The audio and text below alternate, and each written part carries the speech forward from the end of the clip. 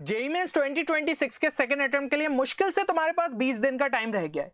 लेकिन क्या तुम जानते हो कि ये 20 दिन को अगर तुमने सही में प्रोडक्टिवली यूज कर लिया ना, तो अभी भी कम से कम जो है एनआईटी की सीट को यहाँ पे कंफर्म कर सकते हो। इवन अगर तुम्हारा स्कोर जो है 60 to 80 के बीच में था फर्स्ट अटेम्प्ट के अंदर, तो कुछ ऐसी चीजें मैं इस वीडियो के अंदर बताना चाहूंगा कि एक तुम्हें बूस्ट मिल जाए, कम से कम 150-160 तक यहाँ पे पहुंच जाओ।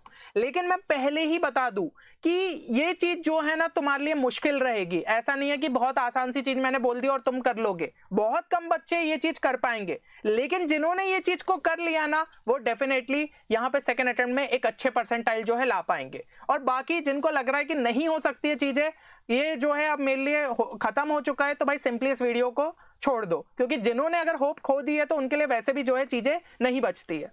अब सबसे पहली चीज यहाँ पे मैं बोलना चाहूंगा कि वीडियो को एंड तक देखना और कोई भी पॉइंट को मिस मत करना, और प्लीज इस वीडियो को लाइक करना, क्योंकि भाई इस टाइप का कंटेंट तुम्हें लगातार इस चैनल पे देखने को मिलेगा, जो कि तुम्हारी प्रिपरेशन को अच्छे लेवल पे यहाँ पे बूस्ट कर देगा। अब ये जो तुम्हारे पास 20 दिन बच रहे हैं, हम मान के चलते हैं कि तुम्हारे पास 250 प्लस आवर्स का टाइम जो है लगभग बचा है, तो ये 250 प्लस आवर्स को तुम्हें काफी स्मार्टली और वाइसली जो है यहाँ पे यूज करना है, ताकि कोई अगर एक एवरेज स्टूडेंट जो कि लंबे टाइम से प्रिपरेशन कर रहा था, उसके 1500 घंटे के जो है हमें यहाँ पे अपने 250 घंटे को इक्वल करवाना है। ठीक है, जितना उसने इन 1500 घंटे में अचीव करा है, वही सेम चीज अब तुम्हें उन 250 घंटे के अंदर अचीव करनी है। और फर्क पड़ता है, ये स्टूडेंट ने सिर्फ हार्ड वर्क किया होगा, तुम smart work plus hard work दोनों करोगे तो तुम जो है उन चीजों को यहाँ पे अचीव कर सकते हो। एंड क्योंकि हमारे पास टाइम कम बचा है, तो यही तुम्हारे पास जो है लास्ट ऑप्शन बचता है। प्लस एक चीज मैं यहाँ पे कहना चाहूंगा कि एक स्मार्ट डिसीजन तुम्हें और लेना पड़ेगा कि तुम जेईई के लिए बैठ रहे हो, बहुत अच्छी बात है, लेकिन अगर कोई भी ऐसा स्टूडेंट जिसको लग रहा है कि मेरी प्रिपरेशन उतनी अच्छी नहीं है, उसको डेफिनेटली बैकअप एग्जाम्स के लिए भी जो है रेडी रहना चाहिए। जैसे बिटसैट एग्जाम हो गई, VIT-EEE एग्जाम हो गई, तुम्हारी स्टेट एग्जाम्स हो गई, इन सब के लिए भी तुम्हें अपियर होना चाहिए। और बिटसैट तो भाई जेईई के बाद सेकंड मोस्ट पॉपुलर एग्जाम हो जाती है, साथ ही साथ उसके लिए अभी तुम्हारे पास 2 अटेम्प्ट बचे, तो अगर तुमने सही में अच्छे तरीके से एफर्ट डाल दिया ना, तो भाई बिटसैट में एक अच्छे स्कोर तक तुम पहुंच सकते हो। और यहाँ पे तुम्हारी प्रिपरेशन को बूस्ट करने के लिए हमारी टीम ने लॉन्च किया है बिटसैट 2026 क्रैश कोर्स, जिसे टीम ऑफ बिट्सियंस ने तुम्हारे लिए डिजाइन किया है। तो तुम समझ ही सकते हो कितना ज्यादा रेलिवेंट साबित होगा, है ना। तो जेईई के प्रिपरेशन के साथ तुम अपनी बिटसैट की भी प्रिपरेशन को यहाँ पे इस कोर्स के थ्रू मैनेज कर पाओगे। बाकी प्रोसीजर तुम्हारे सामने है कि किस तरीके से कोर्स में एनरोल करना है। एंड फिलहाल इस पे एक स्पेशल डिस्काउंट कूपन कोड चल रहा है 2500 रुपीज ऑफ का, तो उसको भी तुम अवेल कर सकते हो। और कोर्स से रिलेटेड अगर कोई भी क्वेरी है तो गिवन नंबर पे हमारी टीम को कॉन्टैक्ट भी कर सकते हो। अब अगर मैं यहाँ पे बात करूं कि ये जो नेक्स्ट तुम्हारे पास 20 डेज के आसपास का टाइम बचा है, उसमें तुम्हारा डेली स्केड्यूल क्या होना चाहिए, तो सिंपल सी चीज है, 6 घंटे की नींद लो। बहुत ज्यादा जो है खींचने की जरूरत नहीं है, इतनी नींद तुम्हारे लिए सफिशिएंट रहेगी। मील का टाइम अपन मान लेते 1 घंटा चला गया, डेली रूटीन एक्टिविटीज में जो है तुम्हारा 1 घंटा यहाँ पे चला गया।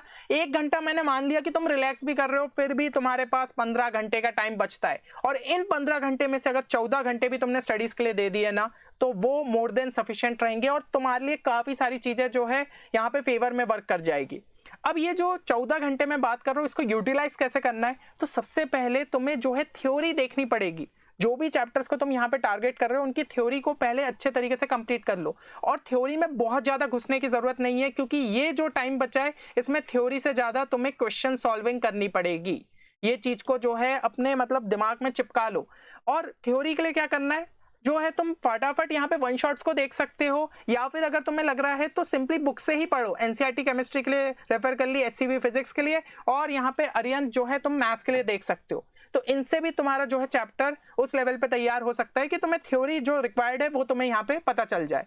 अब इसके बाद तुम्हें क्या करना है, 2024 के जो PYQs है उनको स्कैन करना है, क्योंकि हम देख रहे हैं सिमिलर ट्रेंड पे जो है बार बार यहाँ पे क्वेश्चंस देखने को मिल रहे हैं। हाँ, एक चीज जरूर हुई है कि जैसे केमिस्ट्री में स्टेटमेंट बेस्ड क्वेश्चंस जो है हमें काफी देखने को मिल जा रहे हैं, लेकिन एक चीज समझो, 2024 एंड 2025 में भी स्टेटमेंट बेस्ड क्वेश्चंस आए थे, मैट्रिक्स मैच टाइप क्वेश्चंस आए थे। ऐसा नहीं है कि उनमें नहीं पूछे थे, इस बार जरूर है कि नंबर बढ़ा दिया है। तो भाई प्रैक्टिस तो तुम्हारी यहीं से भी हो जाएगी ना। तो इसलिए मैं बोल रहा हूँ 2024 के जो क्वेश्चंस है उनको देखकर एक माइंड मैप बनाओ कि उसमें फॉर्मूला कॉन्सेप्ट कौन सा लगेगा, थ्योरी तो तुमने अभी जो है देखी, तो इसके थ्रू तुम्हें एक रफ सा अप्रोच क्या होगा ये तुम्हें डिजाइन करना रहेगा। उसके बाद सॉल्यूशन को रेफर करो और चेक करो कि कितना सही हो, क्योंकि सॉल्विंग के लिए हो सकता है तुम्हारे पास उतना टाइम नहीं है, लेकिन एक रफ माइंड मैप बनाते जाओगे तो 2-2 3-3 मिनट भी हर क्वेश्चन को डिवोट करोगे तो आराम से पीवाईक्यूज तुम्हारे जो है खत्म हो जाएंगे। और कोई भी ऐसा नया कॉन्सेप्ट जो कि तुम्हें लगा कि नहीं मैं मुझे पता था या फिर जो है बहुत ही मतलब अच्छा मैनिपुलेशन यहाँ पे इन्वॉल्व था, तो उसको अलग से जो है नोट डाउन कर लो। इसके बाद कोशिश करो कि 20-25 के पीवाईक्यूज तुम खुद से सॉल्व करो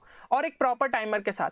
तो यहाँ पे तुम्हें समझना पड़ेगा कि कौन से क्वेश्चंस को स्किप भी करना चाहिए, ठीक है, जो तुम्हें ऐसा समझ में आ रहा है कि जो मैंने 2024 के पढ़े उससे थोड़ा हटके, तो उस टाइप के नए कॉन्सेप्ट्स वाले क्वेश्चन को स्किप किया और फिर उनके सॉल्यूशन के थ्रू और चीजों को सीखने की कोशिश की। लेकिन यकीन मानो 2024 के अगर तुमने क्वेश्चंस को अच्छे तरीके से यहाँ पे समझा, अच्छे तरीके से कॉन्सेप्ट्स कैसे लगने, कैसे अप्लाई होने, तो 70% क्वेश्चंस तुम जो है 2025 के यहाँ पे अटेम्प्ट करने लायक बन सकते हो, ठीक है। लेकिन तुम्हें प्रॉपर तरीके से स्कैन करना पड़ेगा, उन कॉन्सेप्ट्स को अच्छे तरीके से सीखना पड़ेगा, क्योंकि भाई 2 अटेम्प्ट थे तो 2 अटेम्प्ट के सारे चैप्टर्स के सभी क्वेश्चंस को यहाँ पे अच्छे तरीके से तुम्हें देखना है। और अगर हम टाइम स्लॉट डिस्ट्रीब्यूशन की बात करें तो देखो फिजिक्स में 1.5 घंटा जो है तुम थ्योरी को दे सकते हो, 1 घंटा पीवाईक्यू स्कैनिंग में दे दिया और 1.5 घंटा जो है पीवाईक्यू सॉल्विंग में दे दिया। इसी तरीके से केमिस्ट्री में ये डिवीजन कर सकते हो और जो है मैथ्स के अंदर तुम यहाँ पे ये डिवीजन कर सकते हो, ठीक है। अगर इस तरीके से तुमने जो है प्रॉपर डिवीजन यहाँ पे कर लिया तो तुम्हारे जो चैप्टर्स यहाँ पे जो टाइम टेबल मैंने तुम्हारे लिए डिजाइन किया है उनके चैप्टर्स को तुम आराम से जो है यहाँ पे कंप्लीट कर लोगे और आधा घंटा जो है रिवीजन के लिए यहाँ पे रख सकते हो। जो चीजें करी, कुछ नए कॉन्सेप्ट सीखे तो उनको जो है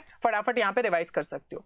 और एक चीज ध्यान रखना, किसी भी सब टॉपिक में अब ज्यादा टाइम वेस्ट करने की जरूरत नहीं है। हमें तो भाई पीवाईक्यू से अब चीजें सीखते हुए जानी है कि कैसा ट्रेंड चल रहा है, किस टाइप के क्वेश्चंस आ रहे। लास्ट में अगर एक एक चैप्टर कंप्लीट करने बैठे तो भाई 4 से 5 दिन का टाइम चले जाएगा और वैसे भी तुम्हारे हाथ में कुछ भी नहीं आएगा। लेकिन पीवाईक्यूज को स्कैन करते हो चलोगे तो बहुत सारे कॉन्सेप्ट सीख जाओगे और जो भी रिपीटेड पैटर्न पे यहाँ पे क्वेश्चन आए वो तुमसे यहाँ पे सॉल्व हो जाएंगे। इस बात को ध्यान रखना।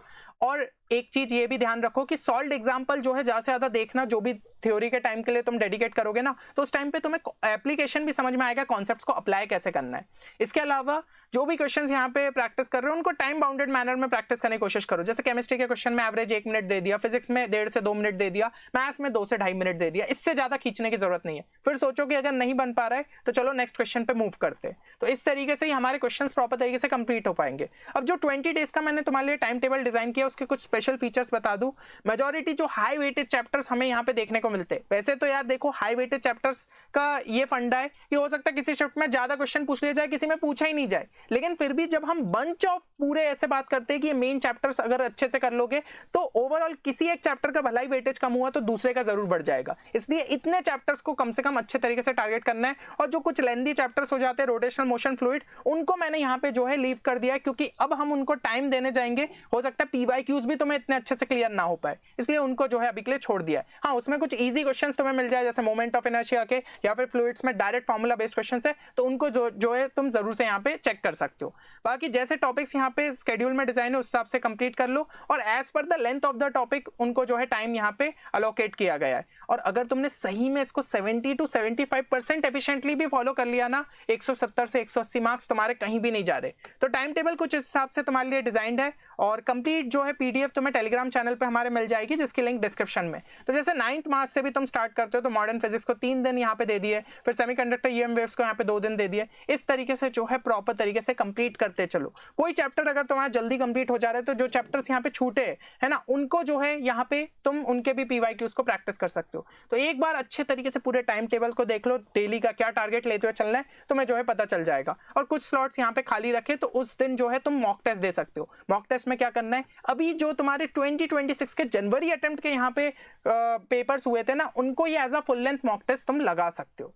तो ये चीज तुम्हें अब बचे हुए 20 दिनों के अंदर करना है। एंड एक चीज यहाँ पे ध्यान रखिए कि अगर इस प्रोसेस को और ज्यादा इफेक्टिव बनाना चाहते हो तो 2 घंटे की एक शिफ्ट में यहाँ पे बैठो और उसके बाद जो है 5 से 10 मिनट का ब्रेक ले लो। क्योंकि देखो दोनों ही चीजें गड़बड़ है। पहली चीज कि अगर तुम जो है 4-5 घंटे एक साथ स्ट्रेच करने की कोशिश करो तो तुम्हारी एफिशिएंसी जरूर से गिर जाएगी। या फिर दूसरा ये कि आधा घंटा पढ़ लेते हो फिर छोटा ब्रेक लेते हो फिर आधा घंटा, कब वो ब्रेक लंबे होते चले जाएंगे तुम्हें पता ही नहीं चलेगा। तो 2 घंटे एटलीस्ट बैठो, उसके बाद एक छोटा सा ब्रेक लो, फिर 2 घंटे बैठो। यही तुम्हारे लिए अच्छे तरीके से वर्क करेगा और प्रॉपर तरीके से तुम्हारी चीजें कंप्लीट हो जाएगी।